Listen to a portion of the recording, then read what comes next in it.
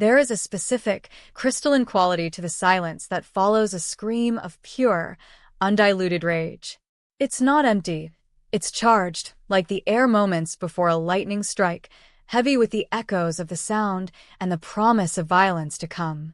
I learned this on a Friday evening, in the warm, familiar clutter of my parents' living room, during what was supposed to be a casual family dinner. The scene was ordinary. The scent of my mother's pot roast still hung in the air. Football highlights played mutely on the television. My father was dozing in his armchair, and my sister, Elise, was holding court on the sofa, holding the hand of the man sitting beside her. The man was Liam. My Liam. I was perched on the arm of my father's chair, trying to breathe normally, trying to make my face a neutral mask of polite interest. It was agony. Watching her fingers lace through his, watching her lean into his shoulder, watching her play the part of the doting girlfriend with an Academy Award-winning performance. Because it was a performance. A beautiful, cruel, elaborate lie. It had been 6 months. 6 months since Liam had walked into the coffee shop where I worked, all shy smiles and warm, curious eyes. 6 months of the easiest, most exhilarating conversations of my life. 6 months of falling, slowly and completely, in love. He was the calm to my storm, the anchor I didn't know I needed. He knew everything about me. My anxiety, my dreams of being a writer, my complicated relationship with my perfect older sister. He knew everything except for one thing. He didn't know I was Elise's little sister. He'd mentioned an ex named Elise. He'd said it was intense, brief, and ended badly.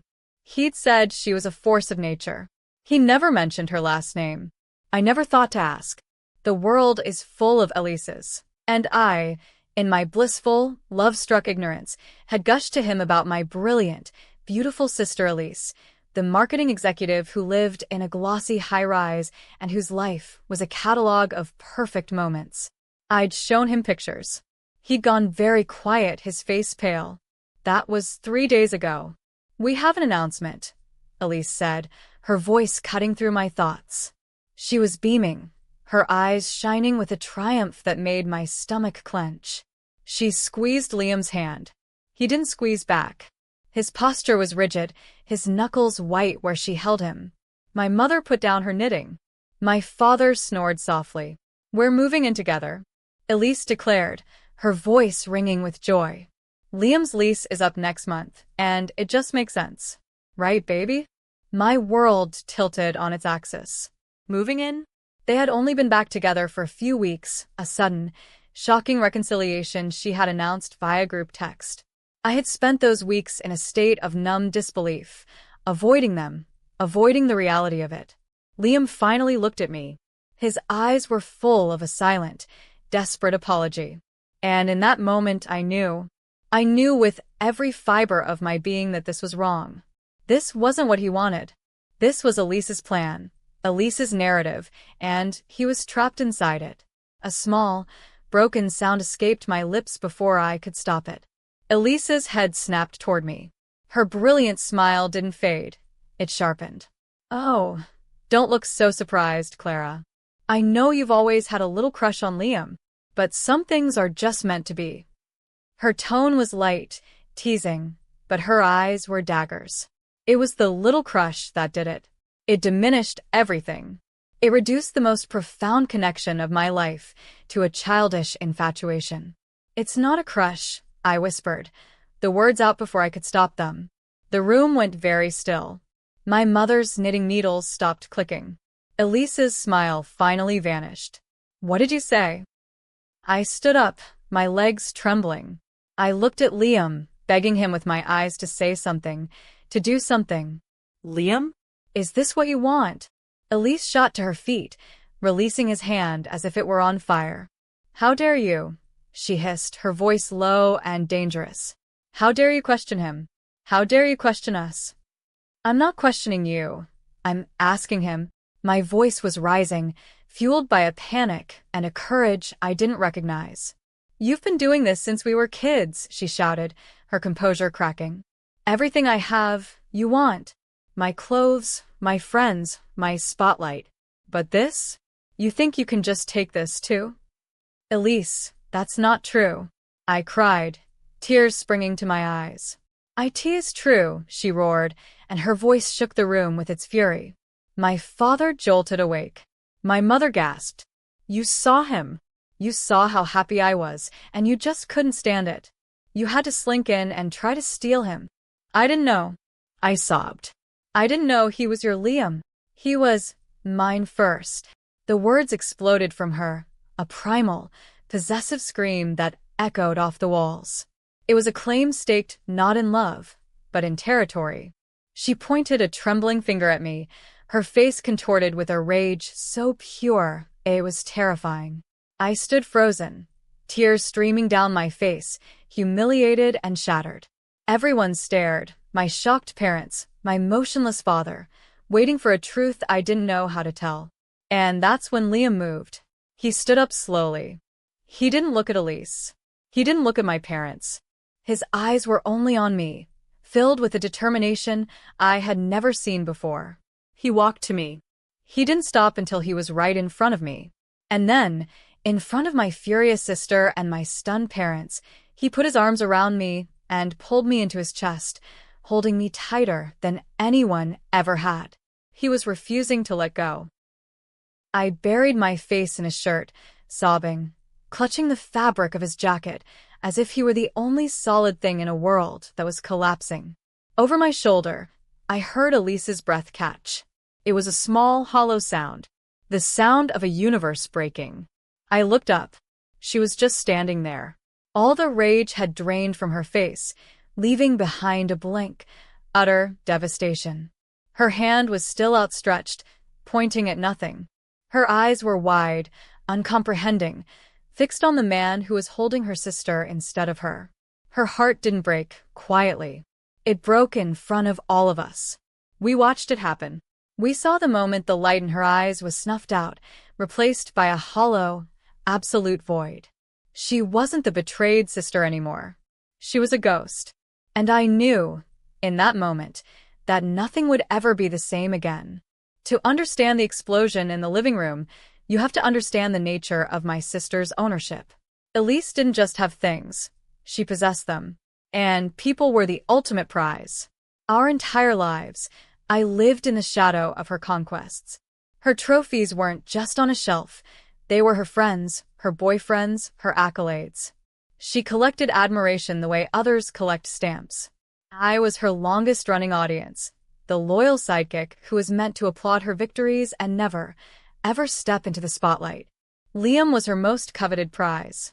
She'd met him 2 years ago at a gallery opening. She'd seen him across the room, a quiet, handsome man who seemed intriguingly uninterested in the social posturing. For Elise, that was the ultimate challenge. She pursued him with a focused intensity that was both impressive and terrifying. She got him. Of course she did. Elise always got what she wanted. Their relationship was a whirlwind. He was swept into her world of fancy dinners, client parties, and weekend getaways. He was the handsome, intelligent accessory that perfectly complemented her own brilliance. She posted pictures of them constantly.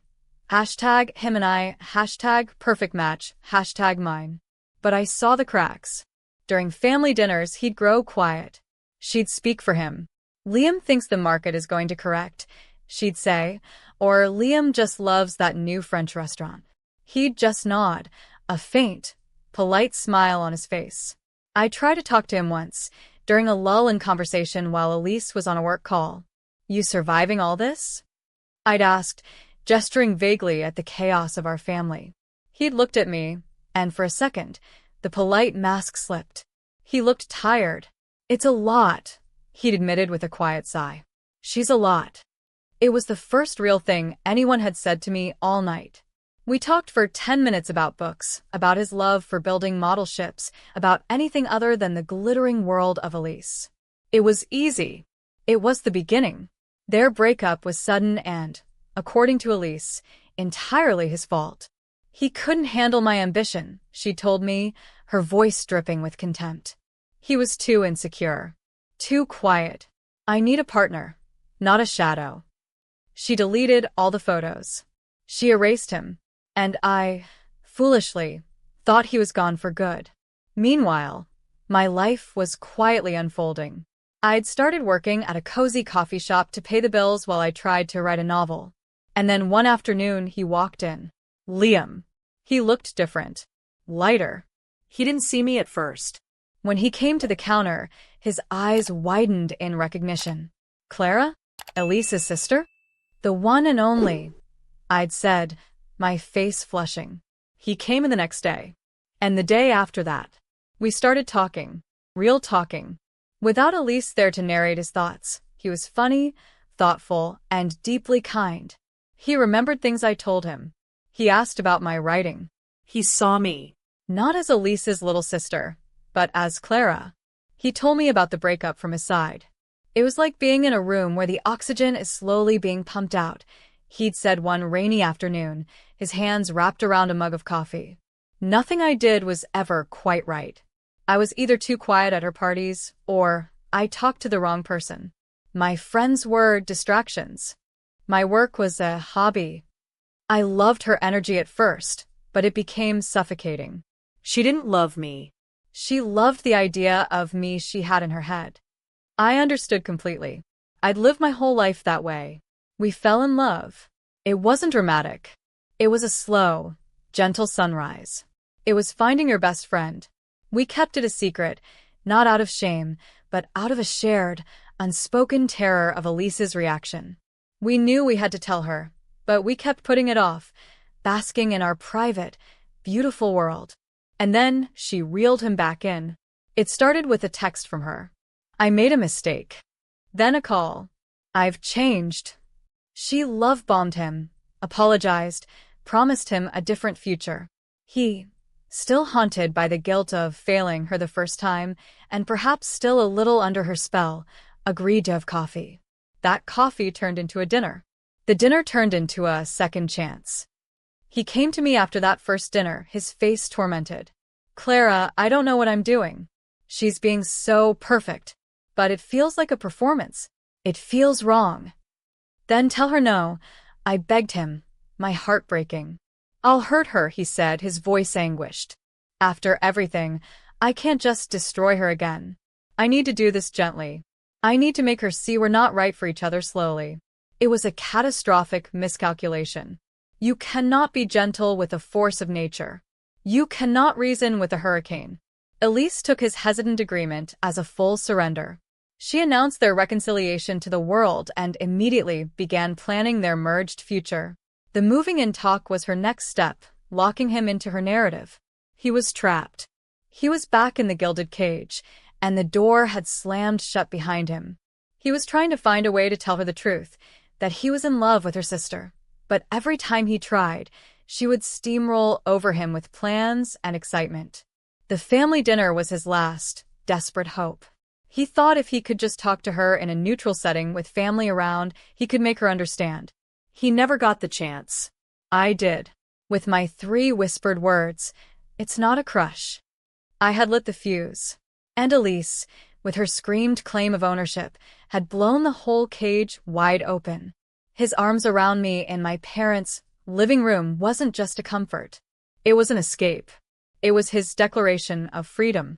And it was the key she had never intended to give him, finally turning in the lock.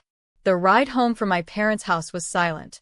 Liam drove, his hand tightly clutching mine on the console between us. I stared out the window at the passing streetlights, my mind replaying the image of my sister's shattered face on a loop. The guilt was a physical weight on my chest, heavy and sickening. We didn't go to his place or mine. We went to a quiet park overlooking the city and just sat in the car, the engine off, the only sound our breathing. I'm so sorry, he said, his voice raw. I never wanted it to happen like that. I never wanted to hurt her like that. I know, I whispered. But we did. There was no sugarcoating it. We had done the one thing you should never do. We had fallen in love with your sibling's ex. The justification, that their relationship was toxic, that ours was real, felt flimsy and cruel in the face of Elise's utter devastation. The fallout was swift and brutal. My phone blew up first. Text after text from my mother, veering between concern and confusion. What is going on? How long has this been happening? Your sister is devastated. Then came the calls from Elise. I didn't answer. The voicemails started out as rage, screaming, sobbing accusations. Then they turned cold. You are dead to me. I hope you're happy. You've destroyed this family. I will never forgive you. Liam's phone rang incessantly too. He finally turned it off. It's her. And my friends. Everyone's heard her version by now. Her version. Of course. Elise was a master of narrative control. By morning, the story would be everywhere. The unhinged, jealous little sister who had seduced her big sister's boyfriend and stolen him away at a family dinner. We spent a week in a state of suspended animation, hiding in my small apartment. We were pariahs. The world outside felt hostile and judgmental. We had each other, but our happiness was tarnished by the nuclear fallout we had caused. The hardest part was my parents. They came over together, their faces etched with worry and disappointment. How could you keep this a secret, Clara? My mother asked, her voice trembling. How could you do this to your sister? I tried to explain. I told them about meeting Liam at the coffee shop, not knowing who he was. I told them about the slow, genuine connection. I told them about his version of the breakup, about the suffocating pressure Elise put on him. My father, usually a man of few words, shook his head. It doesn't matter, Clara. He was her boyfriend first. There's a code. You don't do that to family. You just don't. Their loyalty was with Elise. Her pain was loud and immediate. Our love was quiet, complicated, and therefore suspect. They left without giving us their blessing, asking only that we give Elise space and time. The space felt like an eternity. A month passed. The angry texts from Elise stopped. The silence was worse. It felt like mourning. I knew I had to try. I had to see her. I went to her apartment, my heart hammering against my ribs. I didn't know if she'd even open the door. She did. She looked thin, pared down to her essentials. The fiery glamour was gone. She looked ordinary. And somehow, that was the most shocking thing of all. What do you want? She asked, her voice flat, devoid of its usual melodic energy. To talk. To see if you're okay. A bitter, hollow laugh escaped her lips. Okay? You steal my future, and you ask if I'm okay? He wasn't your future, Elise, I said softly. You weren't happy. He wasn't happy. You were trying to force a square peg into a round hole because you couldn't stand the idea of not winning. Her eyes flashed with a hint of the old fire. Don't you dare psychoanalyze me. You won. Take your prize and go. He's not a prize. The words burst out of me, louder than I intended. He's a person. And you never treated him like one. You treated him like an accessory. That's why he left. It wasn't because of me. It was because of you. She stared at me, and for a second, I saw a crack in her armor. A flicker of something real, not anger, but a profound, unsettling recognition. She knew I was right, and that was the deepest cut of all. She slowly closed the door without another word, leaving me standing alone in the hallway. I thought that was it, the end of any chance of a relationship with my sister. But a week later, a letter arrived. It was on her heavy, expensive stationery. There was no salutation. I loved him in the only way I know how. Maybe it wasn't the right way. Maybe it was selfish. But it was real to me. You were right. I was trying to win. I think I've been trying to win my whole life. I don't forgive you. I don't know if I ever will. But I'm tired of fighting. Don't contact me. It wasn't an olive branch. It was a white flag. A surrender. It was the most honest thing she had ever said to me. I showed it to Liam. He read it silently, then folded it carefully. She's hurting, he said. But she's also seeing things clearly for the first time. Maybe that's a start. Time passed. The scandal faded. People moved on to new dramas. Liam and I built a life together. A quiet, simple life filled with model ships and half-written novels and coffee on Sunday mornings. It was real. It was ours. We're not welcome at big family gatherings. Elise is usually there. My parents see us separately. It's a fractured piece, but it's peace nonetheless. Sometimes I see her from a distance, at a coffee shop across the street, or leaving a movie theater. We never speak. We never wave. But the last time I saw her, she was with a new man. He was talking animatedly, and she was listening. She was smiling, but it wasn't her brilliant, performative smile. It was smaller, Softer. more real. Maybe our earthquake shattered her cage, too. Maybe she's finally learning a different way to love. My relationship with my sister is a ghost of what it was. A phantom limb that sometimes aches with a memory of what used to be.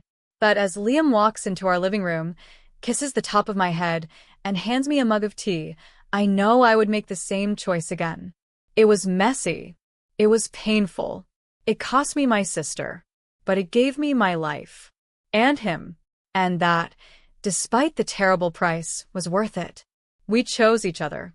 And in the end, after all the shouting and the tears, that was the only truth that mattered.